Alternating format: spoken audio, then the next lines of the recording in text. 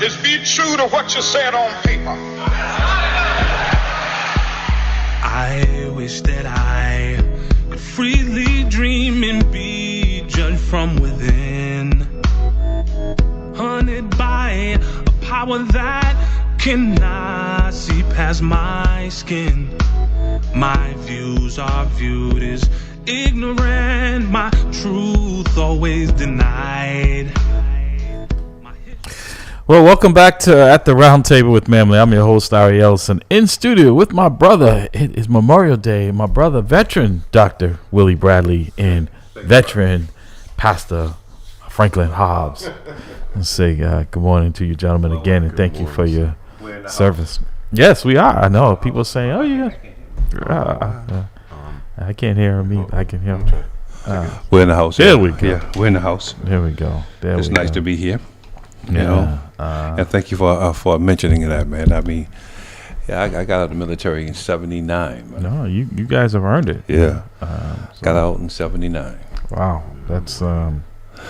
They asked me if I wanted to re-up. I would say to them, man, listen, my next assignment is Fort Living Room, Massachusetts. That's where I'm going. You know, I'm going home. I mean, that's it. I'm done. You know, I'm not gonna stay in this, man. They wanted me to re-up, and in fact, I did my overseas tour in Korea. Okay. You know, when you go in and you do this dream sheet where you want to go, the blue sheet, and I wanted to go to Stuttgart, Germany. Yeah, and I wanted to go to Europe. I had never been to Europe, you know, and they said, yeah, you're going to go to Stuttgart, all right.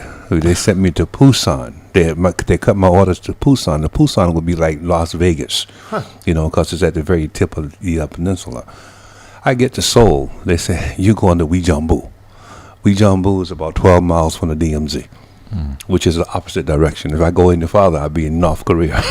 You know what I mean? So I was actually in the communication center on a place called Camp Red Cloud. And it was actually providing communications for all the Korean forces and the American forces and the Britain forces that was actually on the island. And whenever commands come in from Washington, it goes directly to the communication center that I was working in, and we kind of disperse it out to the various commanders. So everybody wanted to kill you. You know what I mean? Because you had all the information. You were actually the individual and had the data and had all the plans. So you were the objective of the enemy forces to get you. So we were very heavily armed and very well protected. You know, so you had to be pretty much qualified in various weapons and stuff like that. So it was interesting. But I was only 20-something years old, you know. So I was like young and stupid. Now I look at it like, dude, you know, you was on the DMZ in 1977 on Christmas Eve. Yeah. I'm like, my God, what was I thinking? You know. Well, the good thing is you gentlemen made it back. Amen. You know, in one piece, and I think that's why, you know, those of us who, like I said, are out there every day, you know, putting it on the line. We see what's happening in this country, and like, you know, it hurts. You know, like I said, when we saw in the previous broadcast, in previous hour, we were talking about the January the 6th event, you know, and I said, you know, one of the things that really angered me was the Confederate flag being in the halls of Congress. Right. And I was, you know, I protected that. You know, I protected the rights to protest, but not the right to just violate our institution like that, you know. Yeah. There's a right way to do it. What they did was not correct. I mean, I wouldn't have a problem with going and voicing your opinion and standing and posting your signs. That's legitimate protest. But when you're attacking the institution like that, I have a problem with that. No, but some folks, they feel like they're being patriotic in that way. Okay. And like I said, and you have a former leader of this free world who's saying that is the acceptable behavior, that is the acceptable way to deal with disputes, is to overthrow the government. Like I said, this happens in authoritarian regimes, and he wants to bring it to a country near you. So, I'm not stroking my own back on this, man, but I predicted that, though. Yeah. If you recall some of the conversations we had in the previous, I said it. He was running for king. He was running for king. Everybody else was running for president, but that's too limited for this particular guy. He wanted to have a king. He wanted to be king, and our history and our record of smooth transition of power was no longer is going to be broken because he's not going to do it. Yeah. He's not that kind of guy. That's not his mindset. Right. So I wanted to, they've been talking about reparations and stuff here in the city and around the country, and there was this exchange between a professor at Amherst and a white student who, was talking about reparations and how he feels about it, and that he's in favor of it until, and I'll let you guys, and we're going to talk about it after. To make room for a disadvantaged minority, yes or no?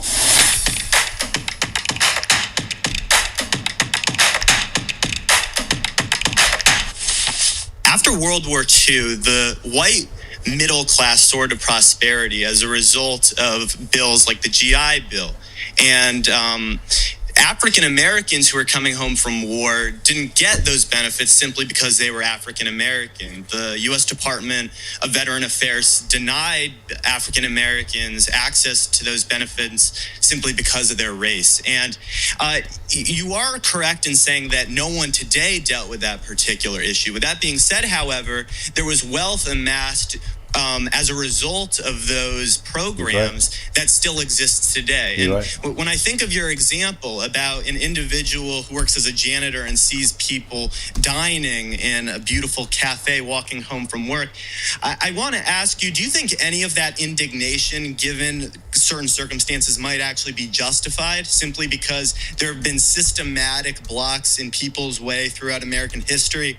Not ending with slavery, not ending with the Jim Crow laws, not ending, some would say even today, we still have housing discrimination, all of which is to say, you found that during the Cold War era, there was a massive boom in the white middle class's prosperity, and you just didn't have that among African Americans, not because they weren't meritorious, but because they were discriminated against. Are you actually saying that you believe in a rule of social justice today that says globally, let's look at this as a global rule of justice, I'm going to figure out whose ancestors did what to whom, and I'm going to return goods that were illicitly taken from the beginning to the people who had it originally? Do you believe that that's a viable way to organize our society? Do you believe, if I can ask you a direct question, that you are the beneficiary of white privilege here at Amherst? I yes do. Or no? Well, yeah, and I'll pause. Okay. If you are, can I ask you a further question? Oh, okay, yeah, but I don't just say it in a I don't say it in a self-flagellating and self-aggrandizing way. Hold on. Okay, go on. You know, I really try not to. I'm simply saying that because you asked me. Really, I view the recognition of one's privilege as an impetus to change things. So I don't just say I have white privilege. I try to help those who have not benefited from such privilege. How? Hold on. Let's pursue this for a moment. You say, this is actually very important because there's a psychology here, right? Well, you see, I'm going to answer your question, but I'm really not trying to attack you. I'm not trying to be provocative. I just find that often, I think the essence of much of this discourse surrounds hypocrisy, and you're trying to demonstrate that I'm a hypocrite. I say I benefit from white privilege, yet I don't actually do anything. But I'm gonna backpedal and say that ultimately I think what the greatest vice is cruelty, and I'm not gonna. I don't want to be hypocritical. So to answer your question, I'll start in high school. Do people want to hear this, or do we? Educated.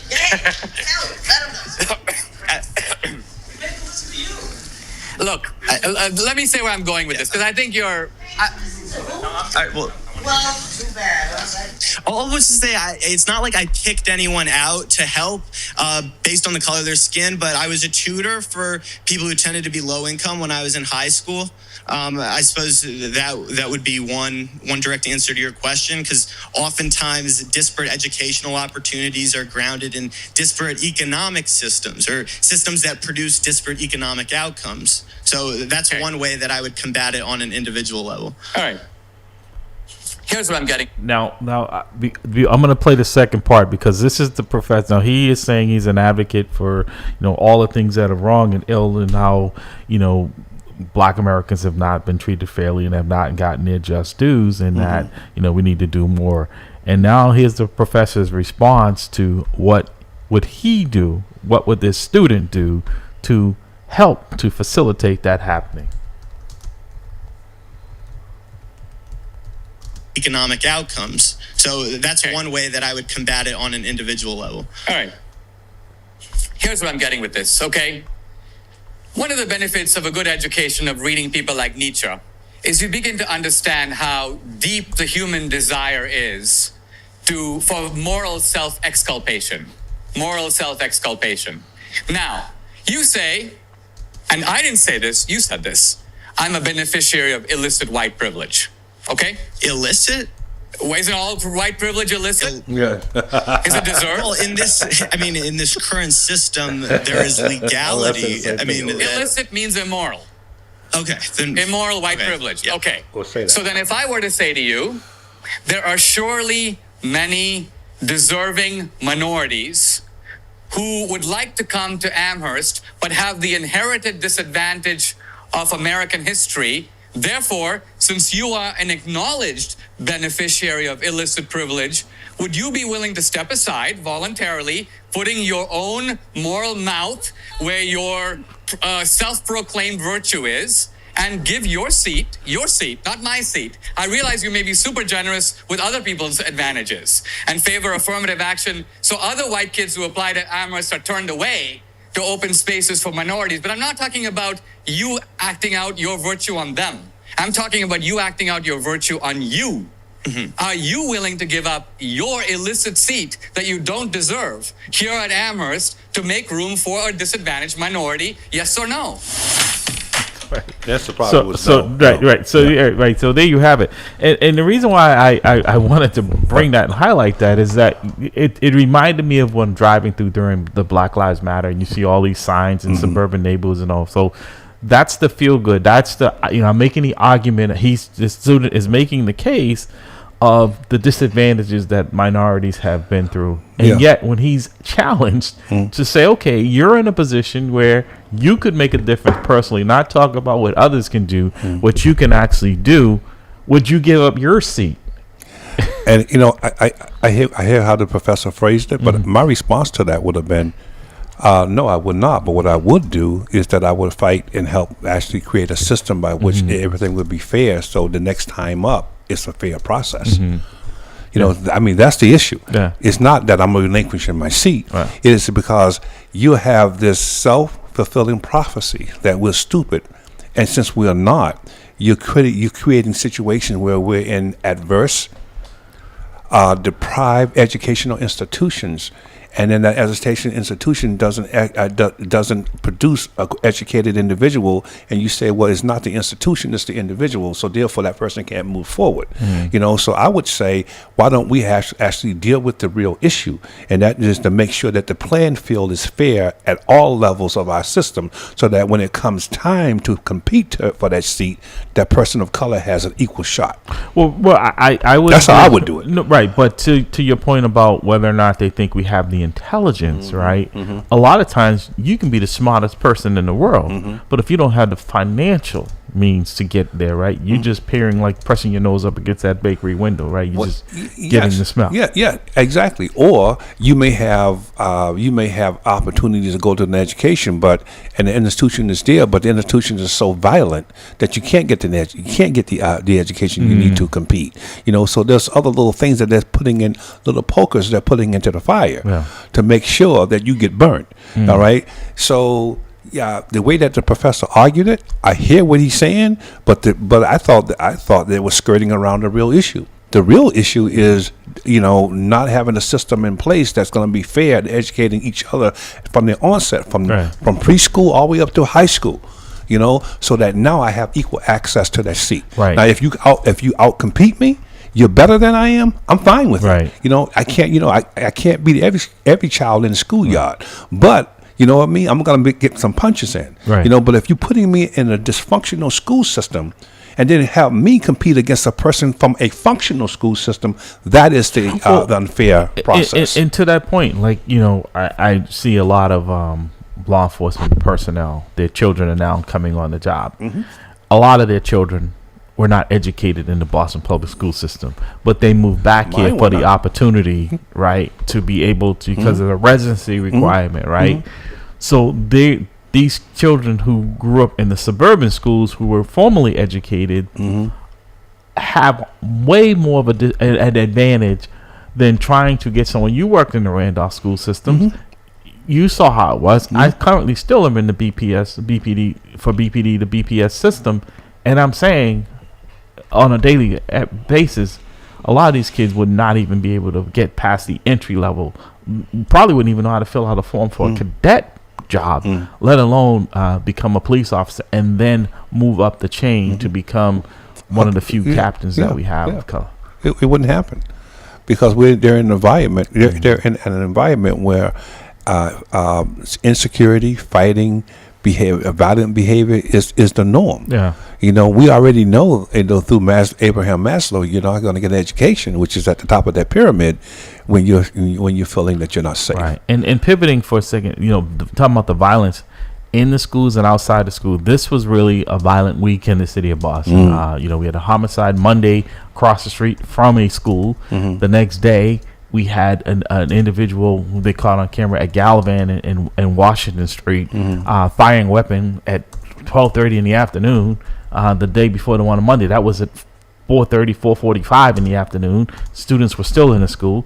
And then the next day, down on Gallivan in Washington is right down the street here. Right, yeah. I had called Pastor Wall. I said, hey, I don't know if you're in the church, but there is an active shooter. And this is not a drill for what you have upcoming. But there's an active shooter in the neighborhood. I just want to make sure you guys are okay. And he said, no, they weren't here. But yes, this was a school within a block away. It was the Henderson School from that incident. And then on Wednesday, we have the Wild Wild West down on Charlotte Ave, where there's two individuals shooting back and forth at each other, and there are children and others right in the middle. And this is 4:30, 5 o'clock in the afternoon. So there's an intolerance, unfortunately, of violence that is taking place in our communities, and it doesn't seem to be a pushback from the community. Because I'm looking at the brazenness of all of these shooters, and they're not really trying to hide per se. A couple of them have on a hoodie or something, but I mean, from some of the still, you can clearly see and identify them, and someone out there knows who they are. How many of those shootings are? What is the percentage of closure of those cases, though?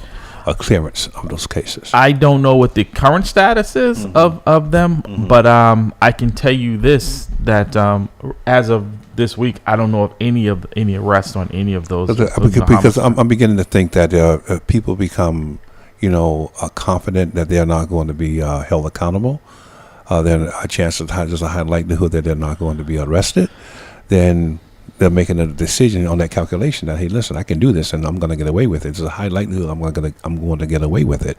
So why am I concerned about not doing it when no one's going to hold me accountable for it? I'm going to do it anyway. You know what I mean? Right. So are they being held accountable? That's one side of the argument.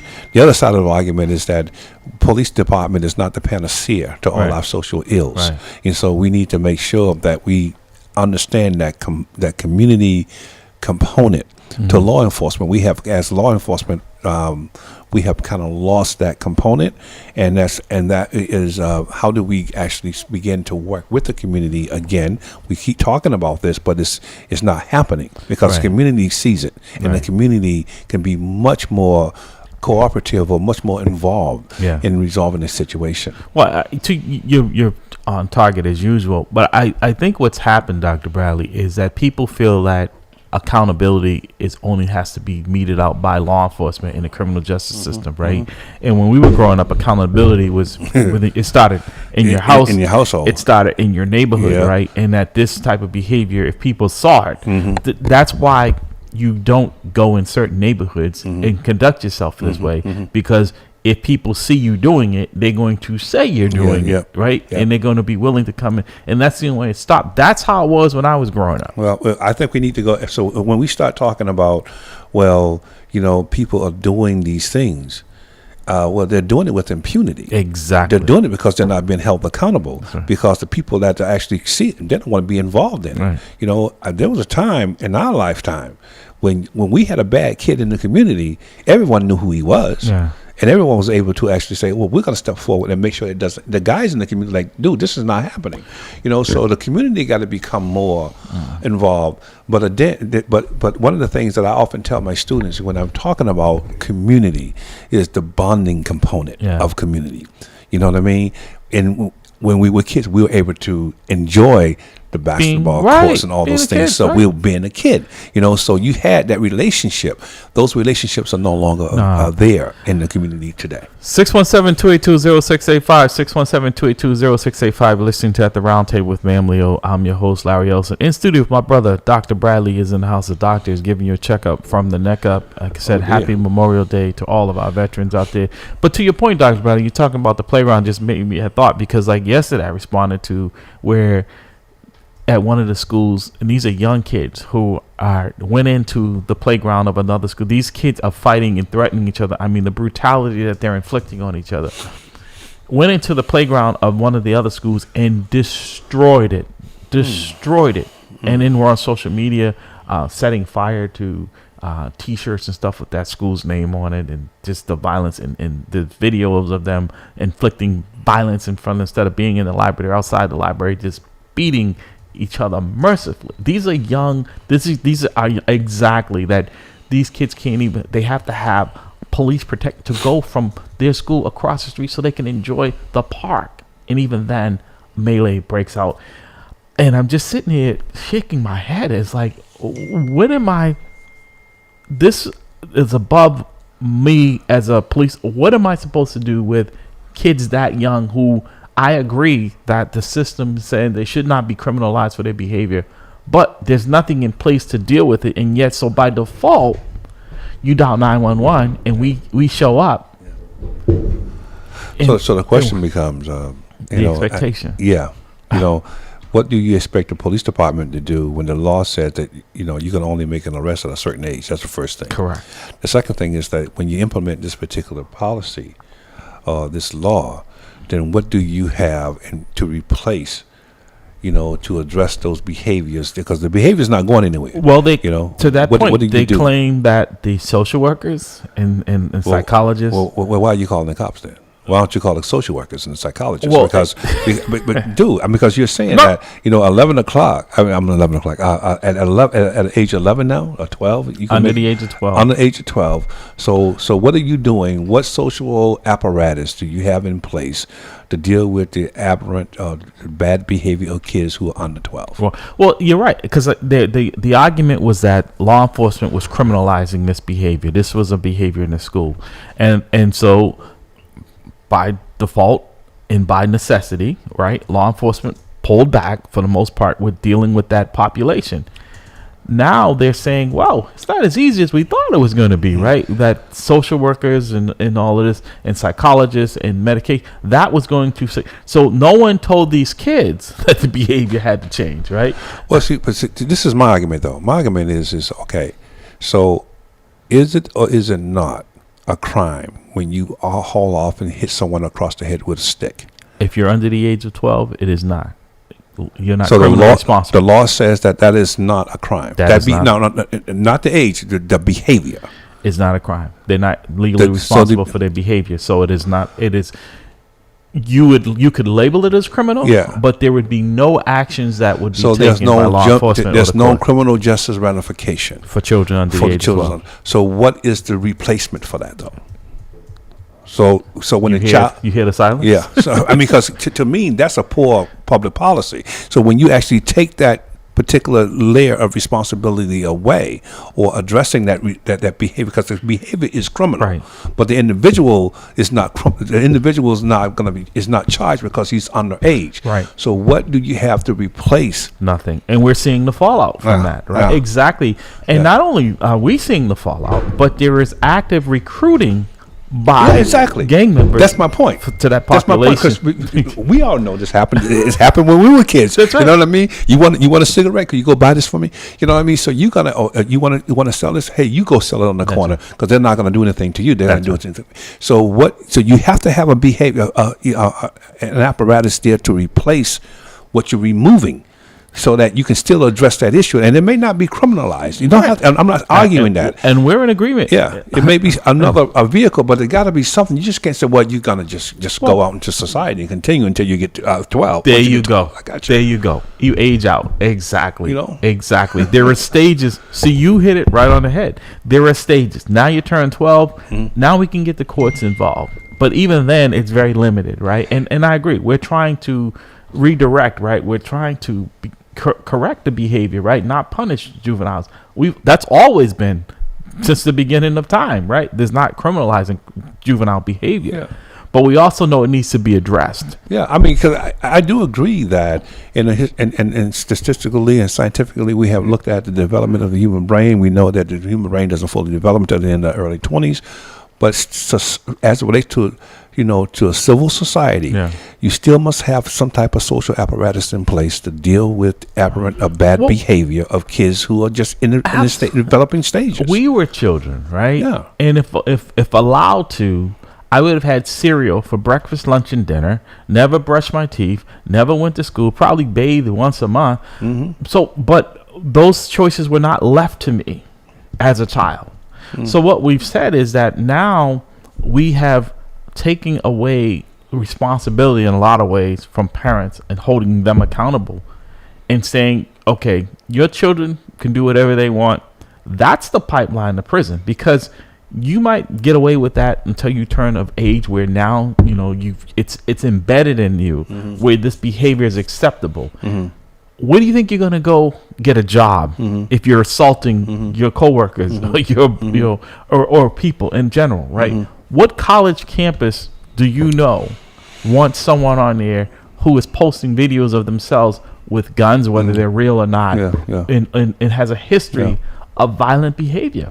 Yeah, but see, the other thing is like, and I'm unfortunately I have to go back to and when I was a child, because the community stepped in that gap. Right. See, right. The village. Yeah, the village stepped in the gap. The village said, you know what, we're going to get you before you go to the criminal justice system. You know what I mean? And parents, because I remember this, distinctly as a child. I was the one who negotiated with the community members. Listen, this is straight, right? I mean, I did this and you took care of me.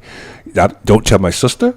Don't tell my mother. I mean, because I knew that what was coming my way if they heard about it, and oftentimes they did. Right. So I got a double whammy, because and we didn't even care about the police department. Right. That wasn't didn't need them. You didn't need them. It wasn't in the mix. But in today's society, everybody is so litigious focused. Right. If you hit my child, I'm going to sue you.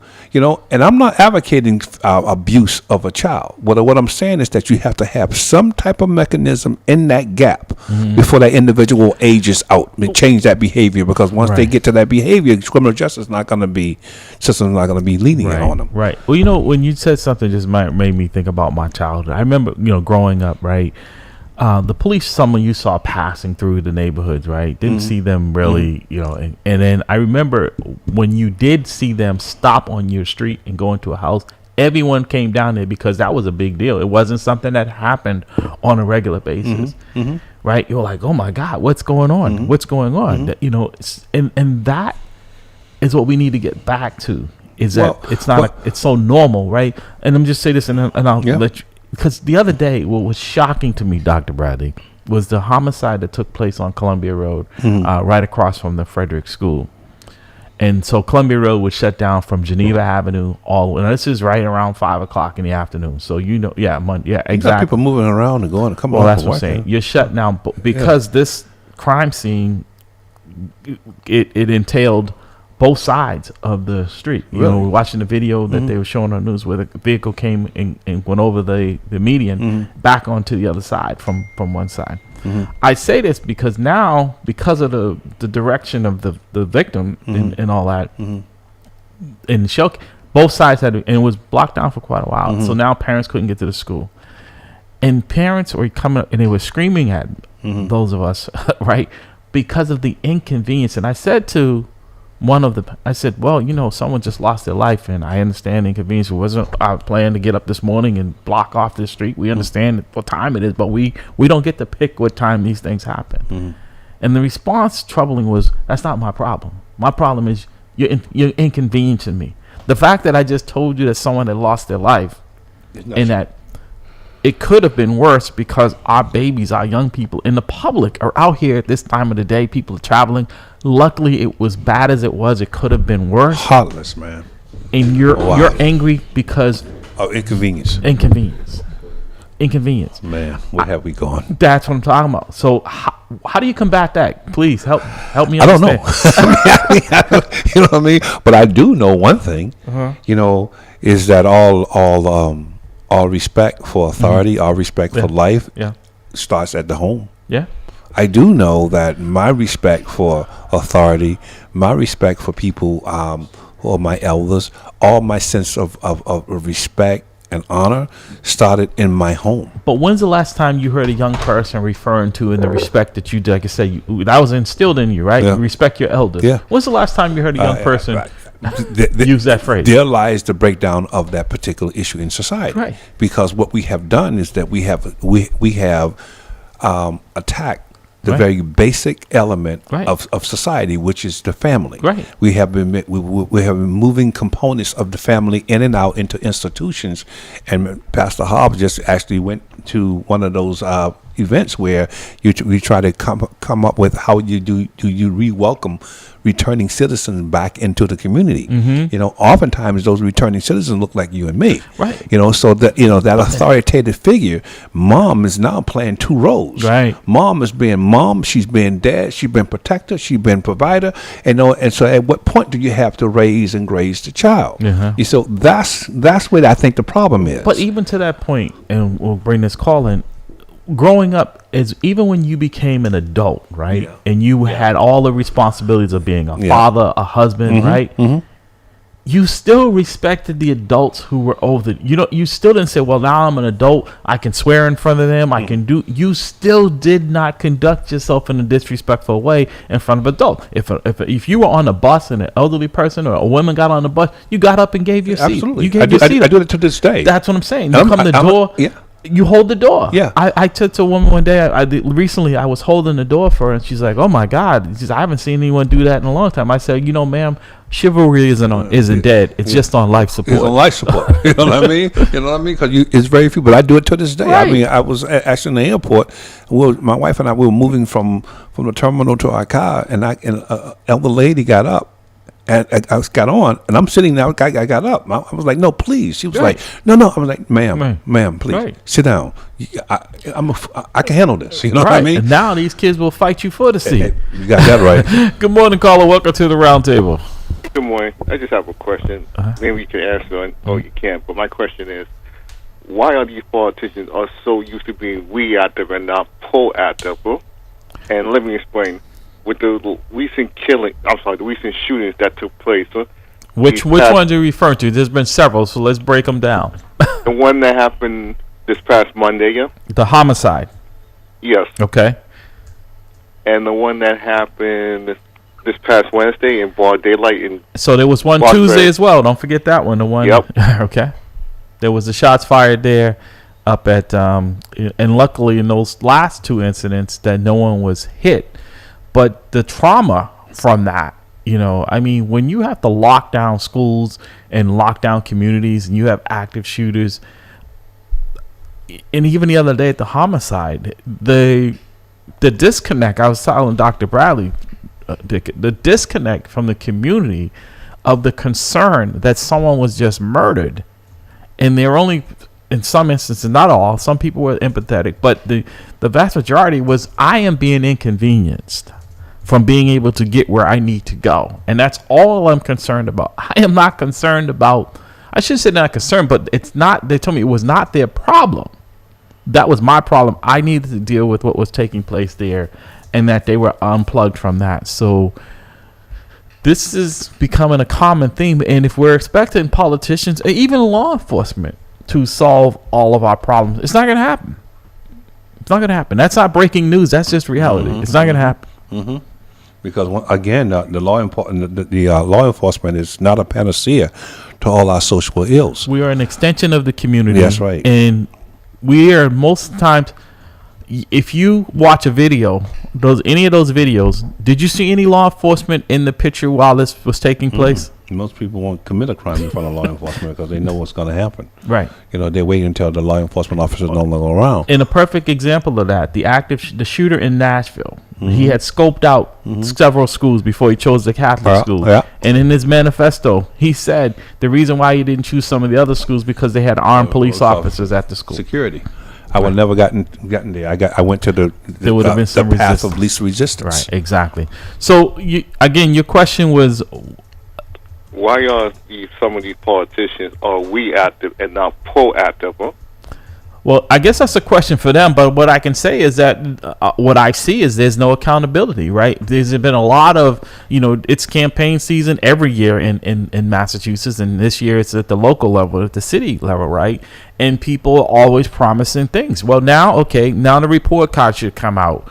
Let's look at what you promised and what you've delivered, right? I can tell you they gave themselves nice hefty pay raises, right? But the schools are still in disarray. How's Mass and Cass working now? Have you been down there lately? You mean Michelle's Mile? Michelle's Mile. But brother, one of the things that I often say to folks when we're talking about assessing how well our politicians have done their job, because fortunately in our system we can actually reassess every so often. We call that the voting system. But you got to come to the table ready to issue your charges, your debate. Listen, this is what you said to us. Right. This is what happened. So, but then they said, give me 4 more years. Why should I support you? Why should I support you? Oftentimes we come there, we want to be kind, we want to be nice, we want to just show people that we can speak, so on and so forth. But we are not getting to the point. You got to come to that meeting, come to that community meeting and that outing, ready to actually put your argument on the table. You know what? I did my research. This is what you said. You said you're going to deal with this this Mass and Cass. Right. All right. So how is that working out for you? Well, the schools. So Dick, if you were giving a report card, I think I already know what Dr. Bradley would give him an F and maybe even an E. How would you grade the people that are running for? Because this year it's the city councilors, excuse me, that are up for re-election. How many of them would you keep and how many would you fire? And who would you keep and who would you fire?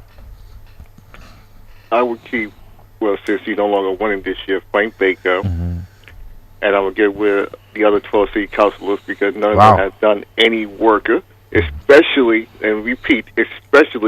supporting T. Michael Thomas's People's Academy, because this man has been doing this out of pocket for almost 20 years. And even though people because again, I'm not a politician, and they can't do anything to me because I will call them out by name. Julie Mahida, she has so-called supported him, but yet she had to give him the resources necessary. The Haitian American City Council at large, I can't pronounce her name correctly, she's on the fence. By that I mean she hasn't publicly say if she's going to help the man. Erin Murphy, who's an ex-Boston school teacher, I don't hear her saying that even though he's a teacher, now in the time of public schools, is it giving him the resources necessary? And Michael Flaherty, he just like a no-show. And then you have so then my follow-up to you is how many of them do you think will lose their job? The only one, like Frank Baker, because he's not running, right? But how many of them do you think will not successfully be reelected? Now, mind you, Michael Flaherty and Julia Mejia topped the tickets for the at-large city council, right? So Julia Mejia, the first time she ran, she won by 1 vote, literally 1 vote. It was a tie. They had a runoff. She won by 1 vote. And then the next time she came around, people thought, like I said, we vote a lot of times name familiarity. She topped the ticket. she topped the ticket at large. So if you're saying she's not doing a good job, how is she getting reelected? How are they getting reelected? Well, my answer to you is all 12 city councils is going to get reelected. Again, I'm not Nostradamus here, but I go with the record and learn from history. Yeah? Because I said this many times before, when we have a community, especially black and brown people, who are so used to be trained, conditioned, programmed, and brainwashed to listen to these city councilors and not have a mind of their own to say, you know what, let me do some research. Let me have a background that's independent. Now listen to what these candidates say on their website, because let's face it, they can lie on their website and yet... Are you saying politicians are not honest? Yeah, again, I will admit some politicians aren't honest, but there are many liars out there. I hear you, brother. So, I'm curious as to what you think might be the solution to this quagmire that we're in. And I say that because, okay, Mayor Wu, who is the chief executive of the city of Boston, ran on fixing mass and cats and ran on fixing the schools, and honestly ran away from the public safety piece, honestly, because, you know, there's a distance that was put there because people thought law enforcement were the problem. You know, I go out every day and I put on the line for the folks here in the city of Boston, you know, as well as Dr. Bradley did and his lovely wife who's just retired. And there's an alarming number of officers who are retiring earlier than they normally would be, right? And there's a vacuum there, and it's not attractive. You know, Boston put out the call for lateral transfers. For those people who don't know what that means, it means that if you work for another, this is something Boston does very rarely. The last time it was done during Ed Davis' administration when he was a commissioner because of the shortage. And in this instance, Boston put out statewide and said, look, come join our force, come join our department. We really need your help. And historically, we always got more applicants than we could because we pay process, well. Right? Pay extremely well. Do you know how many people they just swore in that laterals from statewide for this call? Do you know how many we ended up getting, Dicka? About 100. 3. That's very, very low. 3 people in other departments throughout this whole Commonwealth. Only 3 decided that they will come to 3 Boston. people. And those 3 lived in the city. That's the reason why, right? The big issue is what's going on here. They feel like that it's not, the support isn't there. It's more extremely expensive to live in the city of Boston. And a lot of them factored in if they had children, what were they going to do for their education? Well, they're going to send them to the Boston public school system, or they have to go to the private school. Right, and there's but another expense. why should I pay for that? Right. When I'm in a good school system? So if I go home and say to my wife, hey, listen, I'm going to become a Boston police officer, and I'm living in, you know, we'll say Whitman, and my wife says, hey, listen, I'm not moving to Boston. And more importantly, my kids are not going to the Boston public school system. So if you're going to go on the job in Boston, you have to pay for an education. So are you really making more money? You know, you may be bringing home more, but more is going out because now you got to pay for an education because my kids are not safe in a school system that's as dysfunctional as Boston.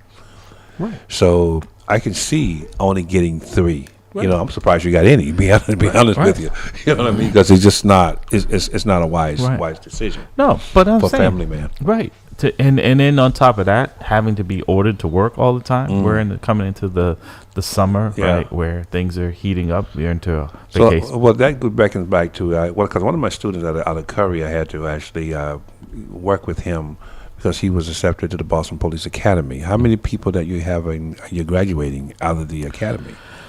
They've been in for probably maybe a little less than a month now, so they've got a ways to go. But what I'm hearing, I mean, you know, you've been there, Dr. Bradley. You see every day the order coming out, resignation of the person. So I think they started with maybe 160. I think we'll be lucky if we get maybe 100. But by the time that class graduates at the end of this year, probably will lose more than that, and if not, then in January, when we usually get that another wave of people who leave in January, it's kind of you'll see that it will negate any gains that we may have had. We're short, depending on who you ask, between 300 and 400. Yeah, I'm hearing about that too. About 400 people. Like you mentioned earlier, my wife retired, and I was hearing that her class, the amount of people who retired, from her class, they don't have people backfilling. No, so that created a gap, with people, as it relates to personnel. So which create more force overtime. Exactly, and people like your wife could have stayed another 7 or 8 years, right? And that's what I'm saying. She came on young. She came on when she was in her 20s, right? So she had another 11 years. She could have stayed. And it was. I remember people filing lawsuits because they turned 65 against age discrimination because they did not want to leave. And now, as soon as the stars line up and the numbers line up, people are out of it, and you can't replace that talent away. You can't. It's a brain drain. It's a brain drain. There's no question about it. When she left, she had another 11 years to go. She could have. But when we look at the numbers, I was like, honey, you're going to be losing money, right? And now she was like, yeah, you're right. So we decided time to pull the plug. Yeah. So she got 2 retired cops that are happily married and just living their lives. Yeah. But on the other side of it, we look at what's going on and say, well, we have. It's not an inviting culture. Yeah, exactly. So Ditka, what do we do here with, like I said, it's an election year, and we've already kind of analyze that these folks will be reelected, those who run, even with this recent flare up with Ricardo Arroyo, right, and Rachel Rollins, from all allegations there that there was a conspiracy there to fabricate or put something out there about Kevin Hayden that may or may not have been true, but just to be engaging in that type of behavior, in my opinion, would be a disqualifier for. That's why I said when we talked about the hypocrisy, I'm not saying that, folks, we understand it happens a lot quicker for us than it does for others. That's the part that I have issue with, but I don't take issue with people being held accountable. But if the public isn't holding themselves accountable in a meaningful way and saying to these folks, you're fired, we're not going to hire you, we're not going to renew your contract, we have all of these problems and all these issues taking place, and yet we don't have the public engaged in a meaningful way, then how do we combat this? Yeah. No. Well, my answer won't be easy, but it's going to be quaint.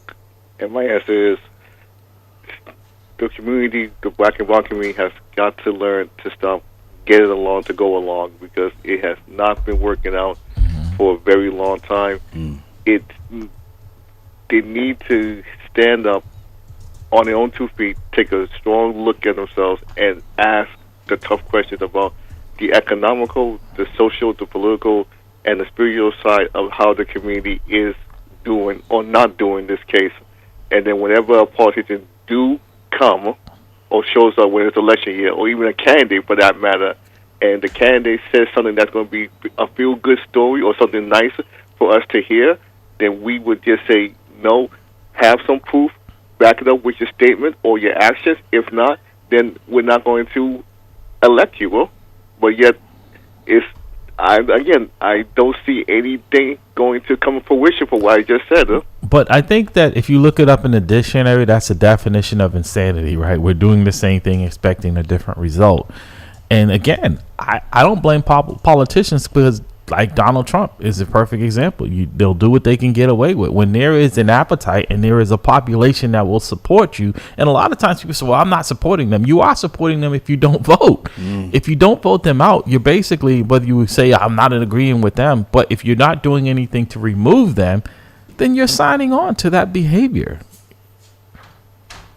Yeah, I agree. You're right. I agree with you. Yeah. You're endorsing it through a tacit, behavior. Right. You're not doing anything. You're just completely silent. You're complicit in that way, and people don't say, "I'm like," because there are more people that don't vote, Dr. Bradley, than do in the city of Boston.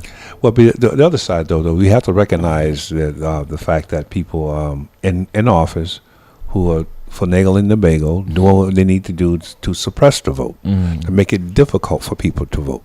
And so I would say to folks, regardless of what obstacles are before you, remember that people died for that right. Are still dying. And are still dying for it. Are still dying. So you need to get out and you need to do it. Yeah. You need to make sure. So if it requires you to bring some lunch, bring some lunch. If you need a bottle of water, bring the water with you. Right. If you're in Georgia and you can't call your son to bring you some water, get yourself a lawn chair and get yourself a cooler and bring it with you. Right. Because it may take a while, but that's all design. That's in the design to suppress it. Just like our forefathers had to deal with poll taxes. They had to deal with exams and all those nonsense approaches to prevent voting. They're coming up with a new way to prevent us from doing it. 21st century of it, we got to do it, though. Of Jim Crow. It's alive and well. And like I said, we are repeating history because a lot of folks don't understand their history. Amen. I'm a history guy. That's what I'm saying. When you look at all this stuff, this is not new. Nope. Donald Trump is just the modern day version of George Wallace. That's all. Ron DeSantis, they're all packed. Bull Connors. These are not new people. Nope. These are just not new ideas. They're just new people packaged in the same thing. That was rhetoric and it was working. And now there's folks, like I said, who feel like in some way that they're victims of this because those people now want jobs and those people want to provide for their families. We can't have that. Yeah. Well, you know what? I tell you something. A rotten egg is a rotten egg, regardless of the container it comes in. You know what I mean? It's still a rotten egg. You know what I mean? So that's pretty much how I see it. What you're seeing is the same old argument, but in a different package. Yeah. So, Dick, what's your agenda for getting these folks out? I know you're someone who's plugged in, who's engaged, but there's not a whole lot of people like yourself. I want to just make this quickly. For those that don't vote, that you have no right to complain about your circumstances because you had a chance to do your right to vote people in and vote people out, though. And that's one thing about the black and brown community has got to drop that bad habit. Yeah. Until that happens, for us personally, the thing's not going to change. Like you said, it's the definition of insanity. It's doing the same thing over and over again, expecting a different result. Amen. Thank you, sir. Enjoy your weekend and stay safe. Interesting you said that because I was watching something on television and from a guy in Texas was complaining about the guns. And I looked at my wife and I said, but you're voting for the same guy who actually support the NRA. Yeah. I mean, you voted for this governor who actually support the idea of assault weapons in society, but you're complaining about people using assault weapons to attack the school. Why don't you try voting this guy out? Hello. Hey, like I said, that's the insanity part. Yeah. Caller, good morning. Welcome to the roundtable. Good morning, my brothers. How are you? This is Cliff. Hey, Cliff. Good morning, Cliff. How are you? Good morning. I'm good. Y'all got me fired up. Okay. You got 2 minutes. Anytime y'all talk about schools, I got to I got to get on here. All right. Well, you got 2 minutes. Go ahead. We're going to give them to you. All right. We have got to do better as a society, as a people, and as people in general. We have got to go back to the ways that your generation is with the yes, ma'am, yes, sir. I still say yes, ma'am, yes, sir, because that's how I was raised. But these kids have no respect. They don't even fear nothing. No. They don't fear the laws. They don't fear the parents. They don't fear nothing. And it's sad. It's really sad. And we're paying a price for it. Yes, we are. We're paying a price for it because kids, like I said, that when I was growing up, kid, you were seen and not heard. You didn't talk back to adults. No. Yeah, but the adults also had a situation where they would work with each other, to make sure the village. They make sure that that you were raised well. Yeah. Because I mean, I remember as a kid, people used to say, Ruby, I saw your son down. I was like, oh God, no, here we go. You're hoping she addressed it. Exactly. Well, what did he do? Well, he was saying this, and he was, come here, boy. I was like, man, I thought we had already negotiated this. We were going to keep our mouth shut. No. I mean, but that's what we need. That's where we. Well, that's what worked. Yeah. That's what worked. Cliff, any problem? We got to run. I know what you'd call it a little earlier.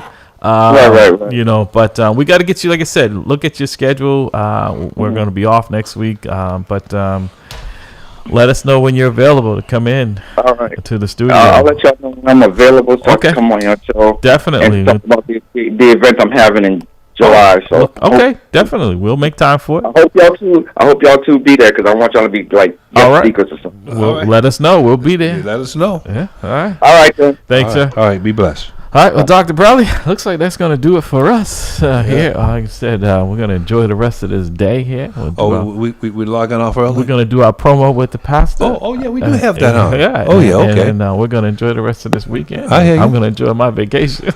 Well, I hear you, brother. I got to cut grass and do all the things that we do. Give you my address. I hear you, dog. I'm going to try to hit the golf course at some point. All right. Well, folks, you've been listening at the Round Table, man. We are happy and enjoy spending the time with you.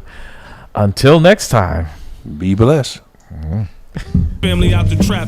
It's a dream for us lost souls brought up in the mix. I'm motivated by the artists coming out in my midst. And the artists that paved the way when I didn't exist. Music's a skyscraper, I'm just trying to add a couple bricks. This is for the dreamers. They say I am a dreamer. Cause I still believe that anything is possible. Work hard. Hustle real hard. So if I never see ya, never get the chance to meet ya, know I came up from the bottom, always rooting for the underdog. I always dreamed I'd be on tour.